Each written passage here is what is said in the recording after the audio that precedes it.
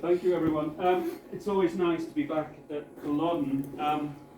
That said, there's a lot of water under the bridge since I last worked at Culloden, and since then my work has taken me to battlefields afresh.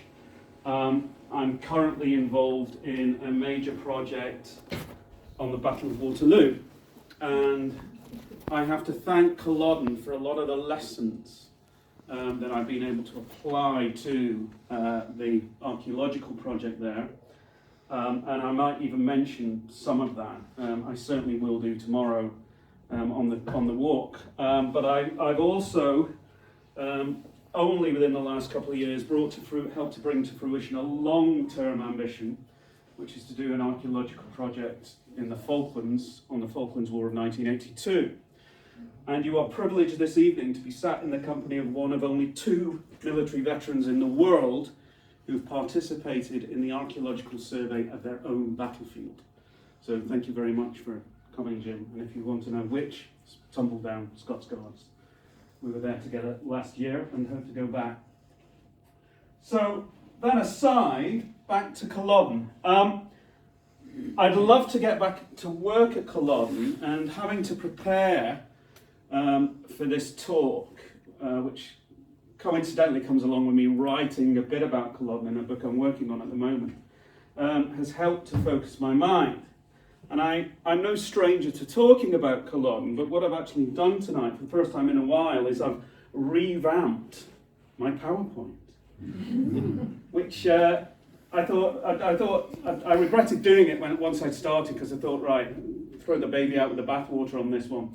So there are elements here which I'm not going to have time to talk about, but will do if you're coming on the talk tomorrow. For instance, I've taken out entirely the work we did at Old Lennox Cottage and various other bits and pieces, but I've added other elements, some of which ask questions rather than answer them. So obviously our focus is the Battle of Culloden, 16th of April, 1746, famously the last battle of the Japanese risings or rebellions, depending on which side of the fence you sit. I have to be very careful. Some days it's one, sometimes it's the other. Depends on which side of the bed I get out of. And I find it fascinating for a number of reasons, one of which is the period in which it takes place, where we see a flowering of forms of evidence documenting warfare.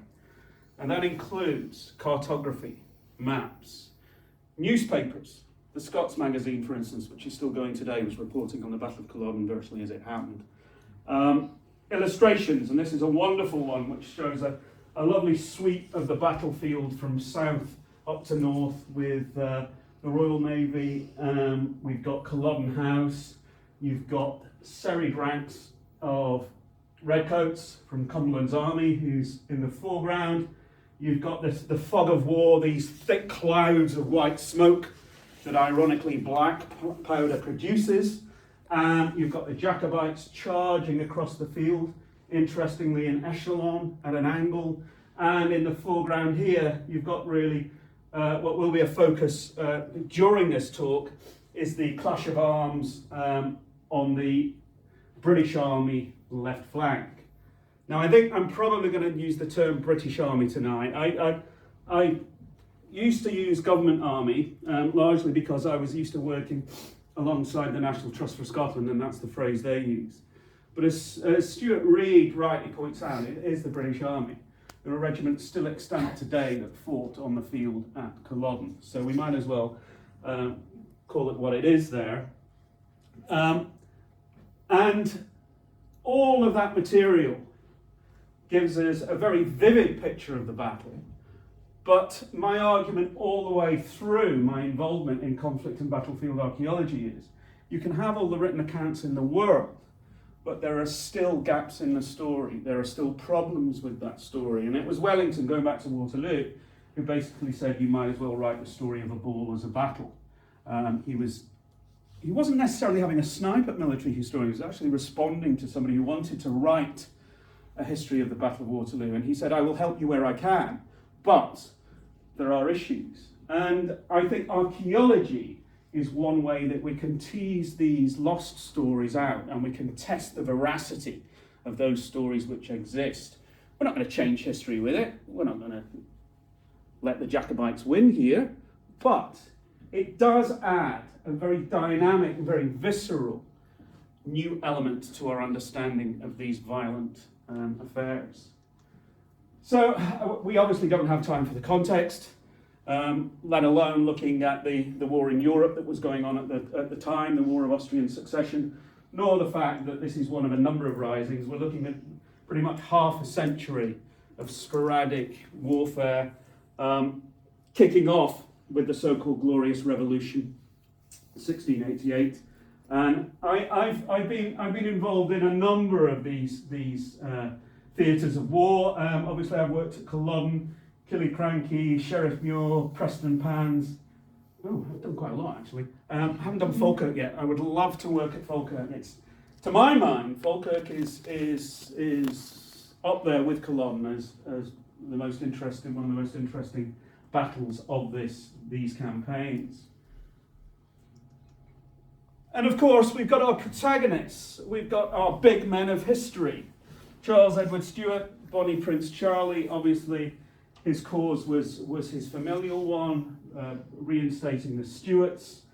And on the other side of the field, William, Duke of Cumberland, second son and favourite of George II, brought back from Flanders from fighting the French to put down what they would obviously regard as a rebellion. But we're not going to waste too much time on these guys. That's the whole point about archaeology. It's going to hopefully allow us more individual stories, those that haven't had books written about them. But they're related, they're cousins. William celebrated his 25th birthday the night before the battle. His cousin was already 25. And the rest, as they say, is history. Nor are we going to spend huge amounts of time discussing what is obviously an iconic image of the Battle of Culloden, which is serried ranks of redcoats with muskets against wild men of the mountains carrying swords. Obviously, we will touch upon that, but what archaeology again allows us to do is to give us an impression of how complex and nuanced this battle and this warfare was. It's much more than this. Of course it's this, but it's much more than this. And again, the archaeology allows us to touch some of that otherness. And obviously we don't need a geography lesson here, so we've got Inverness, then we've got Culloden. Now this is Culloden Battlefield pre-2008. Throughout the 20th century, parcels of land were gifted or purchased to the National Trust for Scotland. And a lot of my work has been in collaboration with the National Trust of Scotland in reinterpreting the battlefield. A lot of that working towards the reinterpretation of both the site and the landscape itself, but also the interpretation in the new visitor centre, which opened in 2008. Prior to that, there was a visitor centre. If you visited up to 1970, the visitor centre was in this little cottage, the aforementioned Lennox Cottage. Supposedly there at the time of the battle, it wasn't. It's a rebuild. I've had some struggle with the National Trust for Scotland over that one, but there you go. And then around 1970-71, we get that visitor centre built. That was demolished in around 2006 during the construction of the new site, and it now is part of the archaeology of the battlefield of Culloden. But look at that view, looking towards the west, looking towards Inverness, down the side of this very long sandstone-based ridge, and the road leading to the town of Inverness, which obviously had very important psychological and strategic importance, particularly to the Jacobites. It's one of the reasons the battle was fought where it was. And then we've got the road looping around. That wasn't always there, as you were probably aware. That was moved there about 1983, after decades of complaints that the road running through the Clown Cemetery was an act of desecration. It was a good move, I think. It's a shame back in 1983 that there was no archaeology done to see what part of the battlefield it had disturbed and destroyed, but we live and learn. And of course now we've got the new visitor centre and coach park in here, and obviously a focus for the battlefield is the cemetery of the Clan Cemetery with the monument put up by Forbes in the 1880s. So without further ado, let's get on to the field. Now this is how you'd have experienced it pre-2008. Footpaths, flags marking the position of the two armies' lines, signposts showing you where regiments and clans stood. So here we are, and there again there's the phrase government army line. Here we are on Barrel's position. Regiments at this point just going through the transition of being numbered rather than being named after their colonels. And Barrel's is on the far left of the British Army front line. And that is the view that you had back then. Since then, a lot of those trees have been cleared, and the site has been opened up to give much more of an impression in some respects of what the site looked like in 1746. But obviously it's impossible to recreate the landscape of the time. And the National Trust for Scotland faces a constant challenge trying to keep the vegetation, which is, with the removal of the trees, started to sprout regularly within the core of the battlefield. But as you will see, the archaeology demonstrated that not everything was as it seemed. One of the great things about the battle are the maps. And we have, just to give you some idea of the interest in the battle, there are probably upwards of 30 different battle maps published within the year of 1746. Only about 6 of those can be regarded as drawn up by eyewitnesses. Some of them people who were actually on the battlefield at the time of the battle. And one of them is Thomas Sandby, who is an official cartographer for the Duke of Cumberland. And this is the map that I suspect gets reproduced more than all of the others. It does show a lot of information. What we don't have at this time is the modern orientation to north, because we've got west to the top of the page here, so north is towards me. But what you've got there is the Jacobite front line made up of the clan regiments, probably around 3,500, 3,600 men on paper, but probably after the night march, which we can talk about tomorrow, probably a good few hundred less than that. There was a lot of debate among the Jacobite senior officers as to whether the battle should be fought here and whether it should be fought at all. One of the reasons being that there were a lot of Jacobite units out doing other things and would surely join us at some point. So avoidance might have been a better strategy than actually standing and fighting.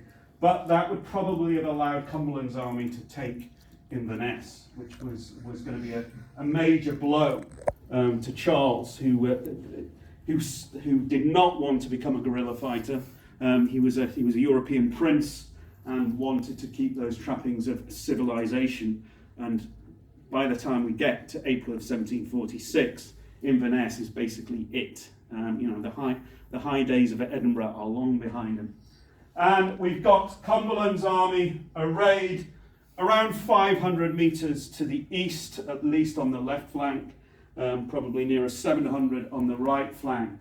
Frontline regiments, some of which, including Barrels and Monroes, had come back from Flanders fighting the French, where they'd been beaten by the French earlier in the year of 1745 at Fontenoy. And basically, some of these regiments had a lot to prove, and we will come back to that when we look at the nitty-gritty. But you can see there is a cut off. This map actually continues to show you Culloden House, but we've got the high walls, the high stone walls of Culloden Parks, the high stone walls to the south of what is now known as the Colwiniac enclosures, and Lennox Cottage with a farmstead down here. This bizarre horseshoe-shaped enclosure open mouthed, which plays a role in the battle. We'll come back to that. So that was the landscape at the time and the dispositions at the time. And importantly, the Moor Road to Inverness, which runs through kind of the Jacobite centre left, diagonally across the field, and intersects pretty much exactly where Barrel's and Munro's regiments were. They were probably straddling that road. When I say road, it's just a dirt track. But as you will see, a dirt track on a moor, when you're covering ground being shot at, can be a very useful thing to be running along. So that's the perspective basically from here. Now, in the 1990s, the National Trust for Scotland, as part of this attempt to reconstruct the landscape, rebuilt the Lennox enclosure, which, unlike the two big ones, the two stone-built ones, is thought to be built from turf. And it's probably earlier in date than those two high stone-walled enclosures. And so turf was collected up and the walls reconstructed. Now, again, who knows what those turfs contain? We've run our metal detectors along it, and funnily enough, every now and again they go ping. But when we were talking about the renovation of the battlefield, I was asked if, in my opinion, I thought it should be taken away, and I said no, it should not. It's there now, and it's there in the right place, because you've done some quite good cartographic research. And it does give a very good idea. It allows you to get your bearings in a landscape which is otherwise pretty barren. So it's now turning into quite a nice piece of experimental archaeology as well, because the banks are denuding, and it's probably now in a condition fairly similar to what it was like on the day of the battle. And again, we'll come back to its role and the archaeology. So again, more of these maps. Finlayson's drawn up probably a couple or so years later than the battle, but Finlayson was in command of the Jacobite artillery. He was from Edinburgh. He was actually a scientific instrument maker, really fascinating character. And to my mind, and to the mind of others, it's one of the really interesting maps, not least because it shows the route of the night march to Nairn, which was a failed Jacobite attempt to basically get one over on Cumberland's army while they were supposedly celebrating his birthday the night before. It was a disastrous move. It was an attempt to replicate on a big scale what had worked at Preston Pans in the first battle of the 45 in September of 45. A very bad decision. But it shows a lot of interesting elements. We've got our southern enclosure, we've got our Lennox enclosure, Culloden Parks, Culloden House. We've got the lines arrayed. You can see here the right flank of the Jacobite army stretching out from the Culwiniac enclosure up towards the corner of Culloden Parks. But you'll see there, and this has become important later, there's quite a gap between the two. The left is not anchored on that feature. And here we've got Jasper Leigh Jones, who was not quite the equivalent. He was lower in rank, but he was a Royal Artillery officer. He was a fire worker, so he was working the cannons of the Royal Artillery on Cumberland's side, and because of that, he's very interested in the role of the artillery. So he's got into great detail on mapping the location of guns on both sides. Not just that, but also the arcs of fire. So he's basically captured the counter-battery duel that took place with cannons from both sides firing at one another across the open moor prior to any real infantry action, most notably the Jacobite charge. And again, you can see the common elements. We've got the Culwiniac enclosure to the south, Culloden Parks to the north. A smaller gap there, interestingly filled with cohorn mortars. We'll come back to those interesting little devices later. And obviously, if we're going to understand the battle from a landscape perspective, which by its very nature can be described as archaeological, it would be helpful to know where those features are. They clearly influence the positioning of the armies on the day. They played a role in the choreography and the outcome of the battle. Therefore, it would be nice to know where exactly they stood, really, before you do anything else. And we're lucky there, to the south, those big walls, I should say, prefix that, well, those big walls were knocked down in the 19th century during agricultural improvements when fields were expanded, and later replaced with wire fencing. But the lines are still there, and to the south you can see there's still very substantial foundations of the eastern wall of Culloden. In places they look almost 2 meters thick, so this would easily be 6 foot high. The point being that an average sized man could operate behind that without being seen by anyone. Almost a man on a horse if you're in the right location. And then to the north, Culloden Parks has not survived so well. And I'm going to return to Culloden Parks later because this is an interesting development. But you can see there, when I was doing the project in 2006, this is obviously off National Trust property on the other side of the road to the north. But there you can see quite clear evidence, the foundations of quite a substantial wall. But other than that, it was very difficult to my mind to see any more, and I did not have the time or opportunity to explore it further. So we can start to put these elements back into the landscape. And if you visited before 2008, before the opening of the new visitor centre, the guidebook that you would undoubtedly have bought would have been this one with this map. And it's interesting in that it shows both the modern complex of the visitor centre and car parks, but also the road, the realigned road, don't forget, moved there in the 1980s from somewhere down here. And you've got the alignment of the troops and individual regiments and units mentioned. And notice, right from the first slide, I said that it was the left flank of Cumberland's army that was of great interest, because that's where the fiercest fighting took place. And there are those two regiments, Barrels next to Munro's.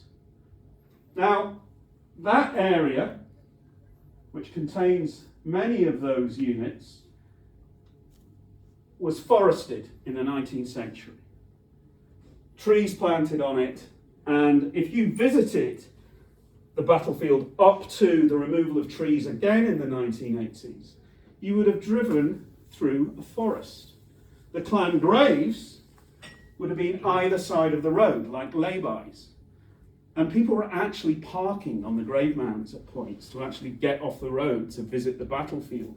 And all that was really there to see was the clan cemetery on either side of the road and the cottage, which became the first visitor centre. And a little car park was constructed next door to it. Over time, that obviously changed. The trees have been cut down, the road moved, etc. But the point is that tree planting, we now know, caused devastating damage to the buried battlefield archaeology. But you can see that Barrels and Munro's regiments, therefore the scene of that fighting is in that area. So that's a pretty bleak prospect archaeologically. But what the archaeology demonstrated was that this map is fortunately wrong. And Barrels and Munro's regiments weren't there. So here we have a quote from Michael Hughes on Cumberland's side, referring to the Jacobites. Their lines were formed so thick and deep that the grape shot made open lanes quite through them, the men dropping down wholesale. So this is a description of the opening barrage of the Royal Artillery. There's a specific kind of munition mentioned there, grape shot. We'll get back to that. Actually, initially, they're using round shot, which to you and I is an iron cannonball. And they're using 3-pound guns. I could literally have brought you a cannonball from Culloden, which is in my office, which needs to go to a good home at some point. But it's about that size. And funnily enough, it weighs about 3 pounds. And it's a mean piece. I have to be very careful when I dramatically slam it on a desk with students sat around it, because at some point I'm going to take somebody's kneecap off with it. Goodbye my career. But you can see there, people ask me when we go on walks, they say, well, look at the heather, look at the scrub. The Jacobites couldn't charge through there. Well, no, they couldn't, because it wasn't there at the time. This was rough grazing. This ground was in far better condition as far as agricultural productivity was occupation by humans and animals then than it is now. So they weren't charging through this. So you wouldn't get anywhere. It's probably more like this with grass. Yes, there's a lot of wet ground, but nonetheless very different. Even if you remove the trees, you're still not getting back to what that landscape looked like, which is very important if you're charging around 3,000 men through it. So, one of our big projects, way back in 2000 when we first started, and then 2005, was the use of the metal detector, which on UK battlefields at that time was still very new. We didn't really know what we'd find, if anything. So it was all very much suck it and see. In fact, in Sandy's case, it was literally suck it and see. And we'll come back to the curse of Sandy later on. But there's Len and Sandy from the Inverness Metal Detecting Club, who did sterling service week in, week out on this battlefield, and in their own way made a little bit of history. So looking at the area we investigated, that is that core area from that map. So that has Barrells and Munro's regiments in here somewhere. There's the clan cemetery and the red outline pretty much delineating it. We metal detected in 2005 that strip there. It's about 800 metres long. We took it as far as we could up to the limit of the National Trust for Scotland property boundary. And as you can see, it's just outside of that core area which has been disturbed by forestry. It's actually in a place called the Field of the English. That name is a late addition to the historiography and cartography of the battlefield, and it relates to the supposed location of the graves of the British Army dead. So what was in there?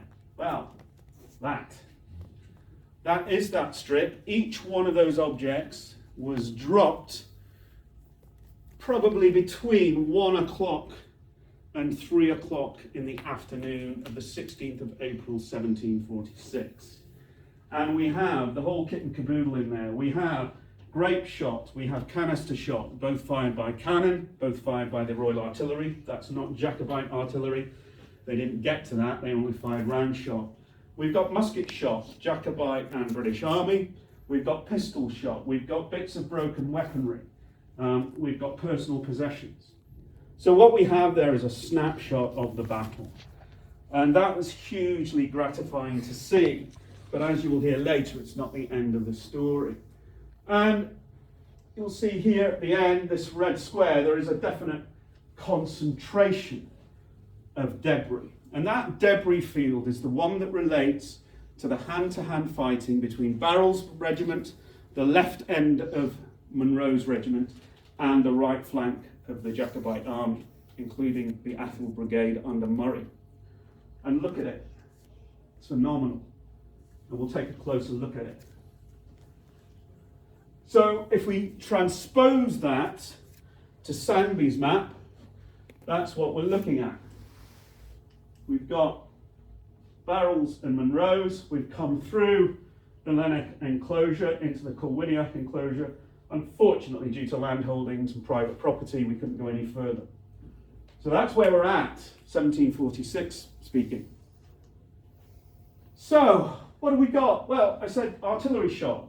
Here are two types. This on your left is what we refer to as grape shot. And that's a particular form of grape shot. 3-pound grape shot probably had 9 balls. And here we're talking lead balls, but we'll discuss the difference between lead and iron balls. About the size of a golf ball. And there you can see they've been arranged on an armature with dumbbell ends. They are metal. That did not see service at Waterloo.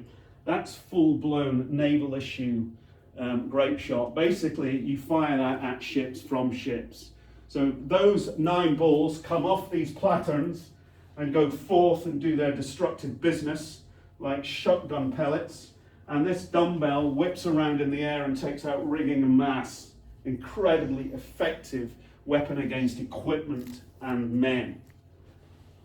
It's a simpler version that we're looking at Culloden. This is different. These are much smaller balls. These are actually musket balls. They've all been packed together around, again, an armature, and then have a linen or sacking cover, which is quilted, hence the name. And when we're looking at grape shot, one of the reasons, the derivation of that name is basically if you put these balls just into a bag, it looks like a bunch of grapes. So there are two forms of munition, but there is a third, and this is canister shot. Basically, you take a tin can and you fill it full of musket balls, put the lid on, and then shoot it out the cannon. When it comes out the muzzle, the thin tin can breaks open, and anything up to, 30, 40 musket balls go shooting towards the enemy. Literally like a giant shotgun for anybody that's familiar with a 12-bore shotgun. Dreadful anti-personnel weapon, especially at close range. Now, to look at what we found, these are grape shot. These are these golf ball sized projectiles. These are lead, and as you can see, some of those are fairly distorted. Lead is a soft metal, and it will distort if it hits virtually anything. And you can see that most of these, that one's the most spherical of the four, that's got a huge indentation in it, and that's got facets on it and chunks taken out of it, and that one looks like a badly formed rock. Now, the lead is important because the lead means that these are provided by the Navy. The Navy used lead projectiles in their grape shot. The Army used iron. Now, this reminds us that Cumberland's army, all the way up the east coast, has been shadowed by a flotilla of the Royal Navy that's basically supplying it with all of its needs. This is a combined arms operation with an amphibious element to it. And we know from this that the Navy are actually supplying some of their hardware to be used in the battle. They may even have supplied some of their gunners. These are bits of canister shot. Now, I said they were musket balls. A lot of them are. You can also use offcuts of lead. Some of these are that, in a fairly dice shape. But the thing about, you might think, well, if I shoot a musket ball out of a Brown Bess musket, and then I shoot a whole load more of them out of a cannon, you're telling me that you can tell the difference between one and the other. Well, yes, I can. Because, again, through the softness of the metal and its aptness to distort, what you get if you pack a load of musket balls tightly in a can and then put it under pressure in an explosive environment, they all squeeze in against one another and they develop flat-sided facets. And they look like almost like multi-sided dice, polyhedral dice. Some of that's fairly subtle, but if you know what you're looking at, you can tell at a glance whether you're looking at a musket ball that's being fired by a cannon and a musket ball that's being fired by a musket. Again, very useful for us. So, packed tin can. This is actually one of the most amazing finds. That is the lid of one of these cans. As far as I know, it's the only archaeologically recovered example of this piece of kit from any 18th century battlefield. And this would come off almost instantly. So this is important because it probably goes some way to marking the location of the twin battery that fired these projectiles. And that battery was located between Barrel's and Munro's regiments.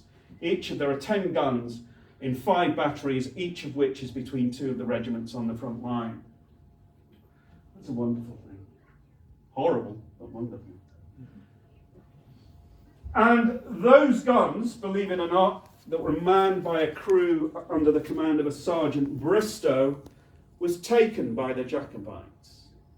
The charge here is so successful that the Jacobites smash through Barrel's regiment, through the gap between their regiment and Munro's. They take out the entire crew of those guns. Bristow is mortally wounded, as at least, and a lot of his men are killed. A lot of those men die of wounds. So they actually capture, believe it or not, capture is not the word, they take out this battery. Pretty much in the same way that British cavalry took the Grand Battery of Napoleon at the Battlefield of Waterloo. They knocked it out of action for a while. They didn't have the ability to spike it, to damage the guns, or to use them on their own side. But nonetheless, quite a feat against this incredible amount of firepower. And this is a quote from an anonymous corporal in Monro's regiment. Making a dreadful huzzah and even crying, "Run, ye dogs," they broke in between the grenadiers of Barrel and Monro. And you've got that image there of that action taking place by an artist called Mortar. And here we have the grenadiers with their tall caps. These would be, not necessarily, the myth is that these guys are basically giants. They're not. They're pretty much, they earn their prestige through their veteran status and their action in battle. And originally they were armed with early hand grenades, iron balls with powder in them and a fuse, a bit like the Pink Panther would use to lob at the enemy, usually against fortifications. But by this time that role has been really forgotten, and what they are there to do is to steady the rank and file of the rest of that battalion. So you've got these on either side. And they are hit badly by this Jacobite charge, and you can see them there. That officer with his musket like this is probably Lord Robert Kerr, who is cut to pieces in this action. And you can see the range of weaponry, Loch Harbour axes, basket-hilted broadswords, dirks, and pole arms used by the Jacobites. Interestingly, a whole mishmash of different types of tartan when it comes to considering the role in tartan. Those that know more about uniforms of the time, Stuart Reid included, have said that the facings on those uniforms suggest that this painting dates to the late 1740s, early 1750s. There's also a story that the faces of the Jacobites are based on portraits of Jacobite prisoners. That's unlikely. These guys would either be dead, free, or more than likely in the British Army by then. Interestingly, you see in the distance there, the ground drops down. You can only see the Jacobites in the middle distance from the waist up. I think that's important. I'll try and remember to come back to that. So, that painting is taken from a perspective here, looking that way. And what you've got there is that painting with all those men removed from it. That's what's left. And we'll look at what they were doing. When we look at our basic projectiles, we've got the grape shot. That has been flattened, but you can imagine the size and shape of it. That is a .75 caliber Brown Bess musket ball. It's exactly the same .75 caliber Brown Bess musket ball that we pick up from the Battlefield of Waterloo from 1815. The technology has not changed one iota. This is a period of stasis in weapons development. After Waterloo, it cranks up very fast. But here, pretty much the same stuff, which is very useful for us, having learned lessons from our work at Culloden. That musket ball there is slightly less dented, and you can see, hopefully, it's slightly smaller than the Brown Bess. That is a .69 French musket ball. That was fired by a Jacobite, not a soldier in Cumberland's army, from a French musket. That difference in size is again very useful for us, because we can theoretically tell who fired what. Very useful when you're looking at nothing more exciting than globules of lead. It's not as straightforward as that. Let's not forget the Jacobites, by the time they get to Culloden, have won outstanding victories at Preston Pans in September of 1745 and Falkirk in 1746. What do they do there after those battles? They pick up the weaponry of the enemy that's been dropped and they use it. So we can probably say that all of the .69 musket balls are fired by a Jacobite, but not all of the .75 musket balls have been fired by a soldier in the British Army. They too might be Jacobite, or at least some of them. That is a pancake. That's what happens when one of these unjacketed, just plain lead balls hits a hard object. It could be a bone, it could be a rock, and it just goes. And we've seen now at Waterloo, having uncovered graves, what the real physical impact of these projectiles on the human body is. And given that we were looking at amputated human legs, it's not pleasant. These are musket balls that have undergone particular types of impact damage. These have almost like grooves in them. And we first called these wraps. We thought they might have physically wrapped themselves around a bone or a long arm, until we got hold of a bunch of brown bess muskets and started shooting on the university farm. Doing experimental archaeology. We would shoot the brown bess at various types of target. We would dig up or prize out the musket balls, and we would compare them to archaeological examples from 1746. And what we found with these is that that's not hit a human body. That's what happens when a musket ball hits hard or stony ground. It opens out as it hits the ground, like the underbelly of a crashing plane, and gives this impression that you've got this kind of wrapped groove. So these, counterintuitively, have not hit the enemy. They've fallen short or overshot, but they've hit the ground at a fairly high velocity, so they haven't travelled too far. These are odds. These are what we call cleaves. And what you have here, we've only got about 5 of these, and these are musket balls that have opened out like clamshells. Still keeping the hinge, still in one piece. And the working hypothesis on these is that these are musket balls that have actually hit the blades of raised broadswords.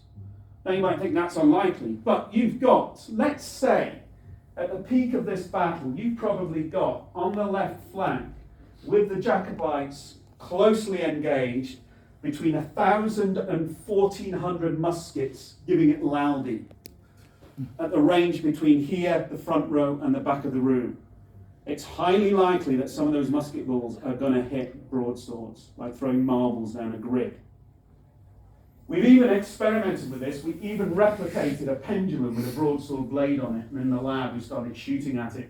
Problem was, we couldn't get far enough away from it to hit it, because it just cleaved them in two. It did the job, but they fell apart into two. And I've never seen these on any other battlefield. I think these are a unique signature of a battle where you've got lots of muskets and lots of swords, which basically gives you the Jacobites. Now, when people, and they do, ask me, what's the most exciting find you've ever made? Obviously, I don't have a Tutankhamun's mass, or a Holy Grail. I do have things like this. Now, this came up in 2000 when we were on the first project for the TV show 2 Men in a Trench. And it came from that area, from that red square. And it's a piece of copper alloy, piece of brass. And it's bent. And it's got this thing sticking out of it. But I can tell you exactly what it is. That's me in a much earlier guise. It's the back strap from the trigger guard from a 1742 model brown bess. We know it's 1742 because of the shape of that nodule on the end. And what it does is it strengthens the trigger guard and the stock and butt of the weapon. And that thing there is a little tang which slots into the wood and has a pin in it to hold it in place. But why is it bent? Well, it's bent because on the other side of it, there's that crescentic scar, which matches exactly a French musket ball. This has been hit at close range by a Jacobite musket ball. This is, from its position, the weapon of a man in Barrel's regiment.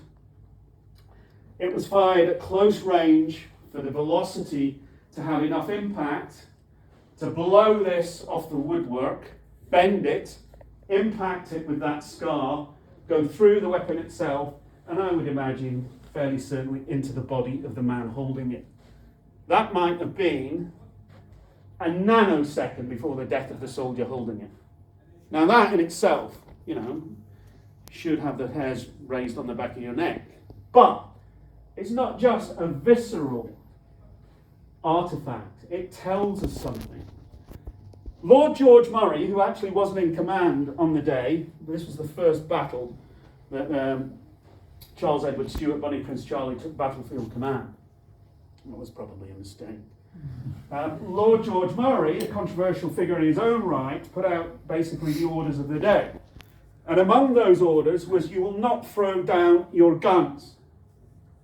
What he's referring to there is the Jacobite tradition of running towards the enemy with your musket, discharging your musket at maybe 50 to 25 yards, dropping your musket, and hopefully while the heads of the enemy are still bowed, drawing your sword and going into what we call hand strokes and cutting those soldiers to pieces. That worked and it didn't work.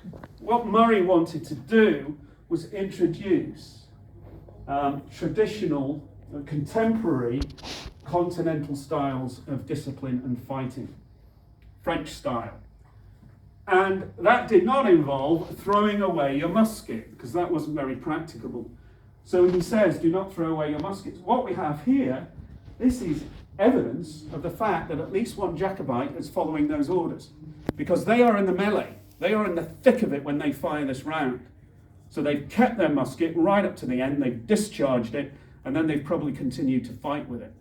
So that is Murray's order being followed. Not necessarily every soldier did that. But what did they do with it then? Well, we'll get to that. These are bits of the same piece of Brown Bess musket. There's the little tang on that one, and that one's just the tang. These have not been blown off, these have been chopped off. What we have here, if you look at the practicalities and the use of the weapon, is a soldier holding that weapon above his head to parry the downstroke of a sword which has gone right through his weapon and probably through his head and shoulders. That manoeuvre is not in any of the drill books. Indeed, you should not have the room in your line to be able to operate like that, because there's a man here and there's a man here. But if that man's gone, he's down and he's down, you can do that, and you're in desperate trouble. So what we've probably got here is the archaeology of desperation.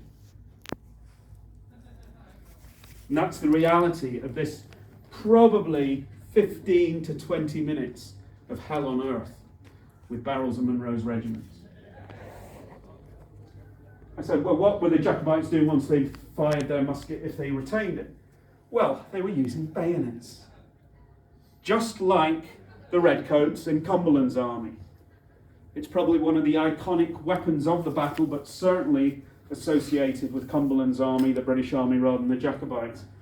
We found this just in the mouth of the Limerick enclosure, and it's this bit, it's the socket of the bayonet. I've cut off the 17 inches of pointy blade, but this is the bit that goes over the muzzle, allows you to still shoot with the weapon, but also allows you to use it basically as a spear. This has seen better days, obviously, but quite astounding. Now there are differences. That's a Brown Bess bayonet socket. This isn't. You see the shank here? This is much longer and it's square in section. There's also a casting seam here which doesn't usually exist on these very well made forged Brown Bess bayonets. That is a French bayonet. That is a Jacobite bayonet. And we know that 4,000 muskets and 4,000 bayonets were introduced to France, from France into Scotland during the campaign. And that's one of them. And it would actually look very different. It has a very long shank and then almost a spear point on the end of it. So again, we're breaking down stereotypes here. This is a much more complicated battle than we might first suspect. Now these aren't going to show up very well. These are actually very good maps. They were hand drawn by Stuart Reed, and we redrew them for my edited 2009 book. And it shows almost like a flick book, the Jacobite charge, in a very primitive but very effective way, moving across the field. But what it shows is the original positions. So you've got the Jacobite front line, you've got Cumberland's front line, and then this is after those splodges. I'm not going to test your eyes on this for too long. But basically what has happened is you've got the Jacobite centre and right has hit barrels of Monroes who have buckled and stepped back. They've basically created a hollow into which the Jacobites have poured, and they're not in any order. This is a mob, this is a mass, which doesn't work out well for them. And what happens then is that the second line under Husk, and Husk is responsible here for one of the battle-winning manoeuvres of the day, brings in elements of the second line, including Semple's and Wolfe's regiment. Wolfe's regiment actually comes around the side to shoot into the side of the Jacobites. So they basically create a cauldron of fire around this Jacobite mass. This is where most of the killing through musketry is concerned. That corporal in Monroe's regiment says that we fired at least 9 rounds apiece. 9 rounds apiece from a frontline battalion in an 18th century battle is almost unheard of. That's a lot of fire delivered by individual soldiers. This will have killed a lot of men. Stuart Reid reckons at least 700 went down and didn't get back up again at this point. And we can actually see it archaeologically, because when we put our finds, which are obviously very carefully plotted into the landscape, into computer models, and these are now fairly primitive. I'm looking at a contour map. We're all talking about AI now, so this is all old school, but you'll get the point. This is the highly detailed contour survey that we made. When we did this, we did it manually with EDMs and staffs. Today, well, it's been done. You do it by LiDAR in a nanosecond, and more accurately. But we were the first to actually demonstrate that the battlefield topography was very complicated and had an impact on the choreography of the battle. You know, you look at the battle on maps in books, and it's just a flat playing field. It's not. It's got kinks, it's got hollows, and some of those kinks and hollows might save your life. But what we've got there, if we take away a load of other stuff, we've got a line of Brown Bess musket balls. They've not been fired from the end, from Barrel's line. They've been fired from this direction to give that pattern. They've been delivered in flank by Wolfe's regiment, which has moved around from the back. So all of that is happening down here. Fortunately, not in there. And just to demonstrate that, so there's our survey area. If that map was accurate, that would be there. But fortunately, it's in an area that was never planted. It's just agricultural land, and it's still got secrets to offer up. But it's not all weaponry. Here's a spiritual side. This is an object of pewter, known at the time as poor man's silver. It's based on a Celtic round-bossed cross of the sort of thing you'd find in the southwest of Scotland or the Western Isles, and it's got a suspension hole. The shaft is broken, and it was found towards the Jacobite end of our survey transect. And I'm pretty satisfied that this was worn around the neck of a Jacobite soldier. He may have kissed it before he went into the charge. It's then come off. Now, whether it came off when that man was killed, hit by a cannonball, or pulled off his body when he was that, we don't know. But I show it to my soldiers there, my students. Sometimes my students are soldiers, but not usually. And I say, look, this is an important object because it gives us an insight into the worldview of the people that fought in this battle. There would be very few atheists in this battle. And it's not all just Catholics versus Protestants either, but we don't have time to go into that. Most people here on this field would believe in God. A belief in an afterlife and a greater being makes you behave differently, I would suggest. I'm an atheist, I don't know. I see plenty of evidence for it, than somebody who doesn't believe. So when we look at the actions of people on the field, this is a reminder that they're probably not operating in the same way that some of us would do today. You might view this in a little more of a rational light. and have more of a fear of our own lives. That's not to take away from the bravery of those on both sides here.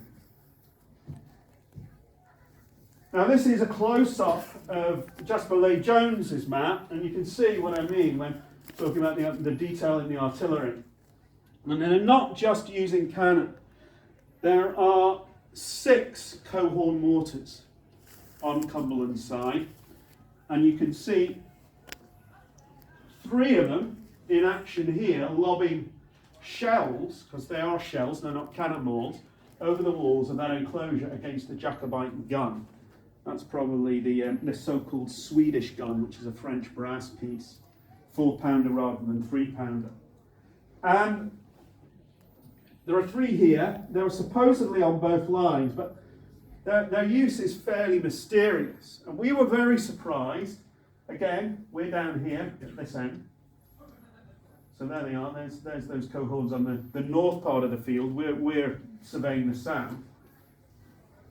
We found several fragments from the mortar shells launched by these things. So these are 5.5 inches in diameter. You can see the thickness, really heavy iron, virtually steel, hollow, packed full of powder with a fuse in the top.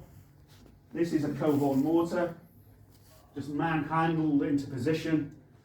You put this in there, light the fuse on it, and then being careful to do it in sequence, or this could go very badly wrong, you then light the fuse here. So before this is burnt down, it's launched, and this thing goes through the air, that fuse is burning down, and if you know your craft, that will explode just above the heads of the enemy, or at the foot of the fortifications, or whatever it is you want to take out.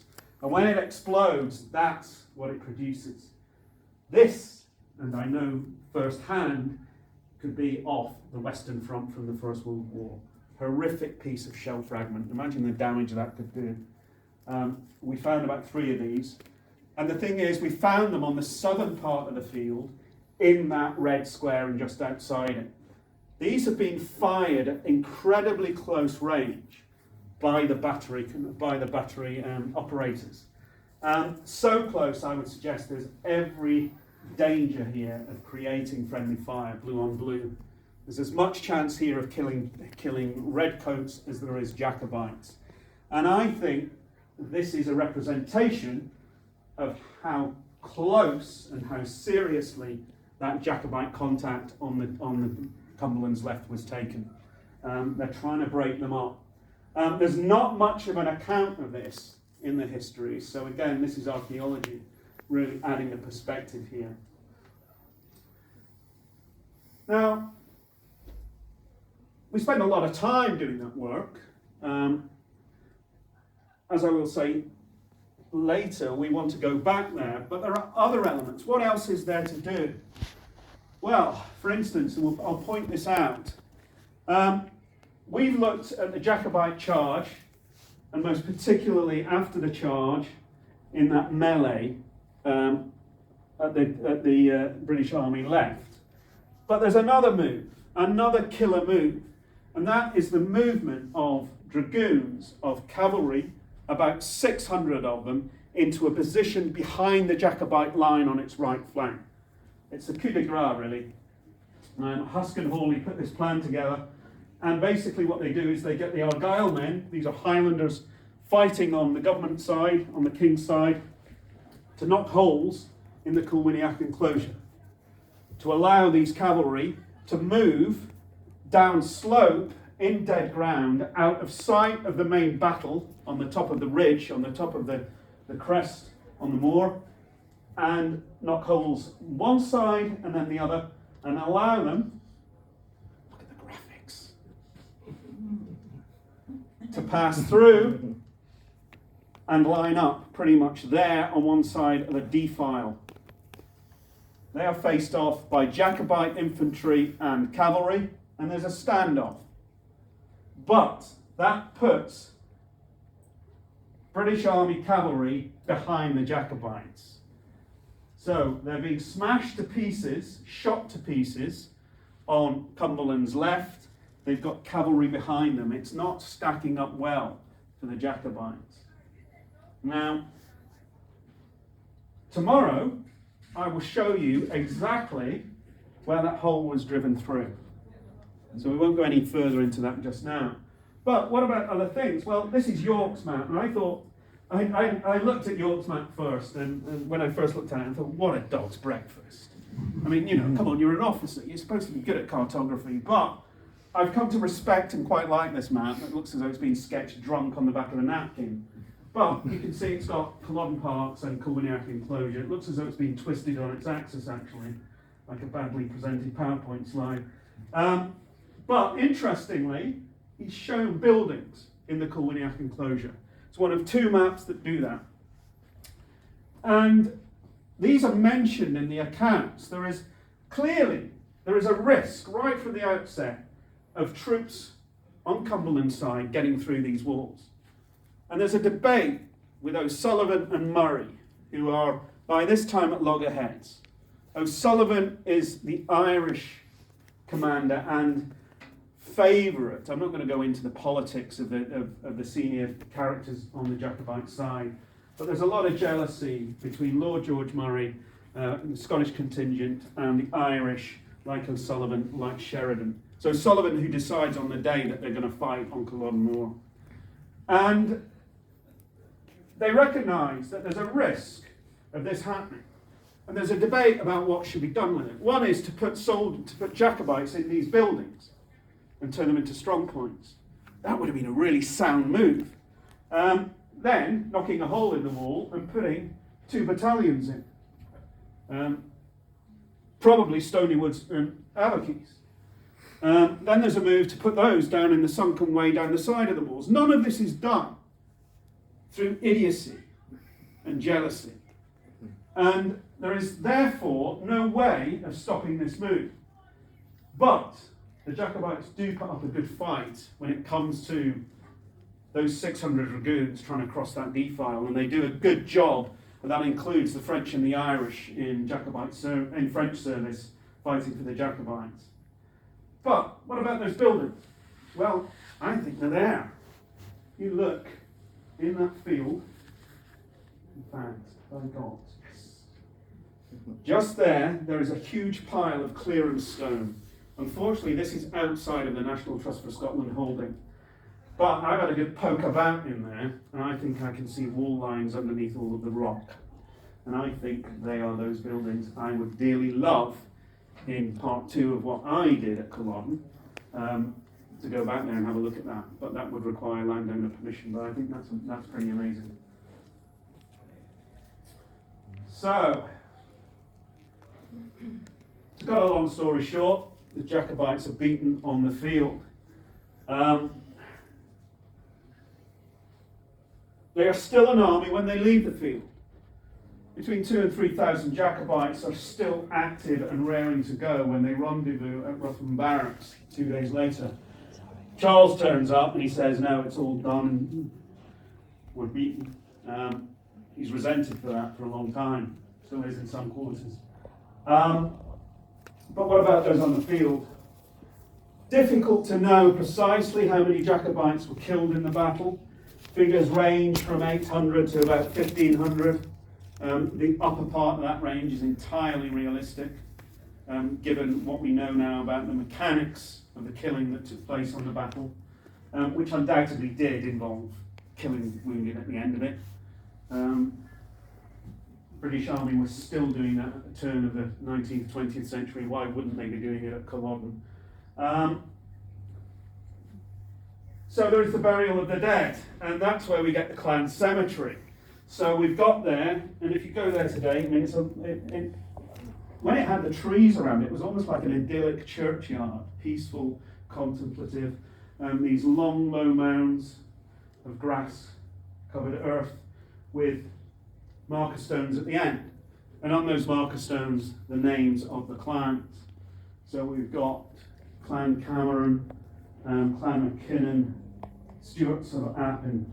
So a very neat and tidy end to a battle that was anything but. And obviously this becomes a place of pilgrimage. And you can see here votive offerings of flowers and heather and such like. And over time started to see a lot more in the form of cremated human bone, people's last wishes to be scattered in the clan cemetery at Culloden. But is this the reality? Well, the sad truth is, no, it is not. I've now dug enough mass graves from 2 centuries of warfare to know that there is no way that those bodies were separated out into individual clans. For one thing, a lot of the burials were done by local people who wouldn't know these individuals from Adam. Then there's the issue of the tartan. Surely we can tell what family they came from, what clan. No, we can't, not at this time. That's if the bodies weren't stripped naked, which is normal practice, and we've got at least one account of an unconscious Jacobite soldier coming to after the battle, finding himself stripped naked. So what we've got here is basically the urge to get a lot of dead bodies underground as soon as possible. So this is all really romantic Disneyfication of the battlefield. And it happens probably from the mid-19th century, reaches its pinnacle in around 1881-82, when the cairn to the gallant Highlanders is raised by Forbes. Ironically, it was his ancestor who was the bête noire of the Jacobites in Scotland. During the battle, being Lord President, he was on Skye with a price on his head, put there by Bonnie Prince Charlie. So that reality is a difficult one for people to come to terms with. And it's got me into trouble before now, but, you know, that is the reality of warfare. It's on our screens every day. That's the reality. Mixed clans. And there's nothing wrong with that. But people want to tie this up in a nice, neat tartan ribbon.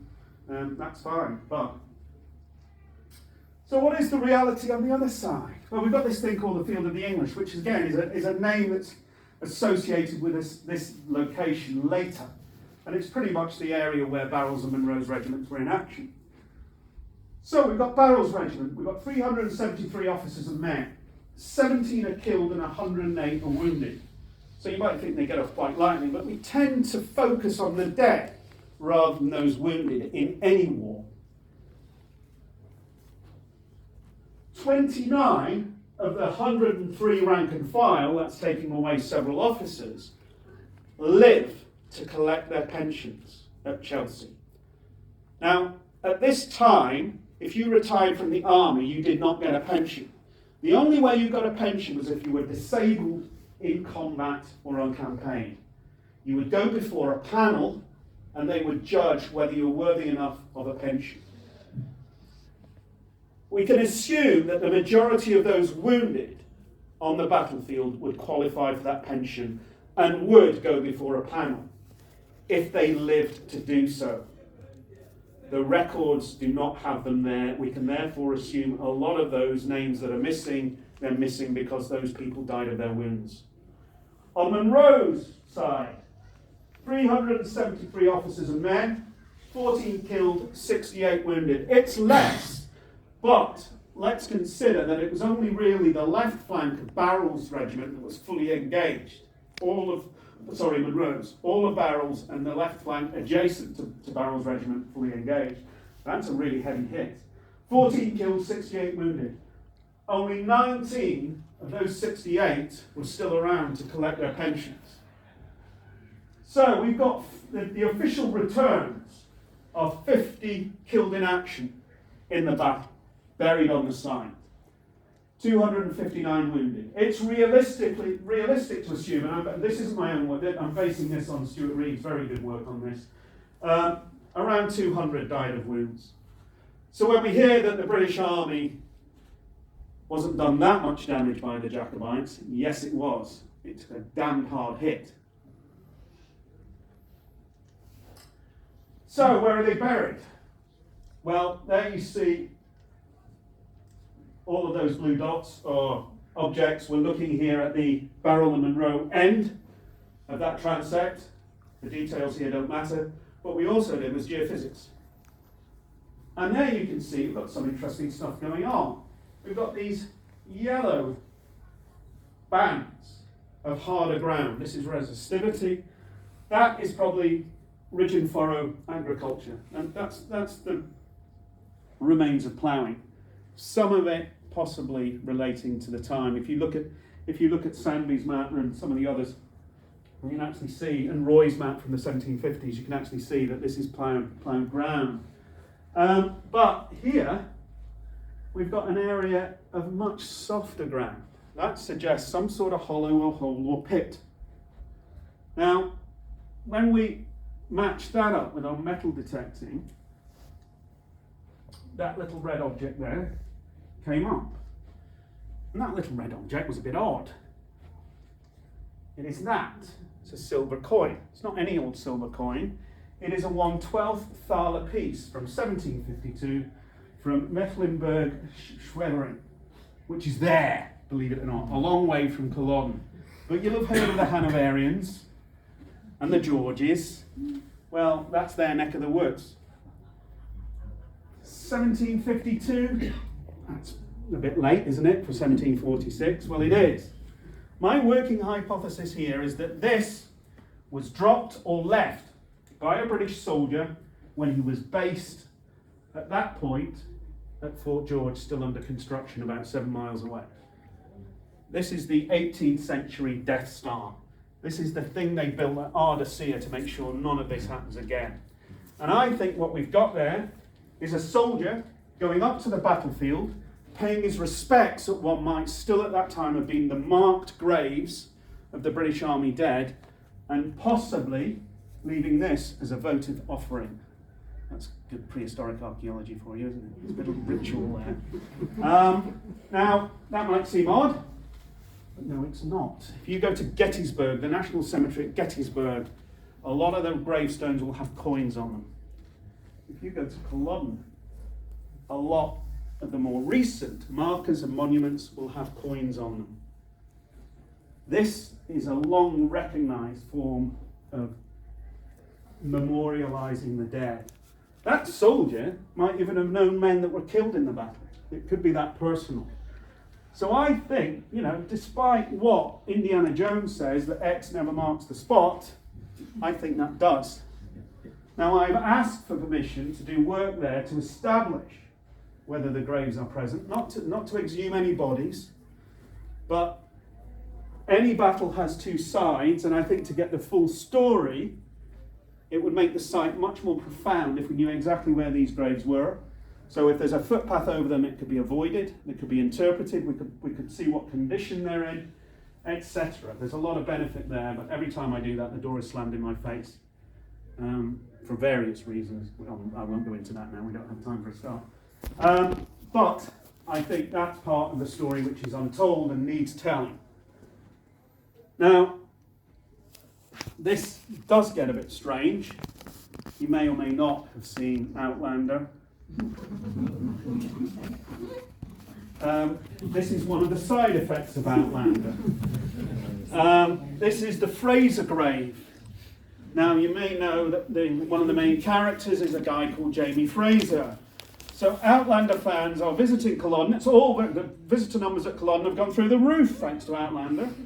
But they are going to the Fraser grave to leave offerings for a fictional character, for a person that never existed, and while doing that, causing damage. The National Trust for Scotland, I took this on a field trip several years ago, and you can bet I was at the front door of an NTS going, what's going on? It's a problem, they're working on it. It was improved the last time I saw it. But, look at that. So, I'll rest my case, Your Honour. I want to finish off by demonstrating that we don't know everything. By far, we do not know everything.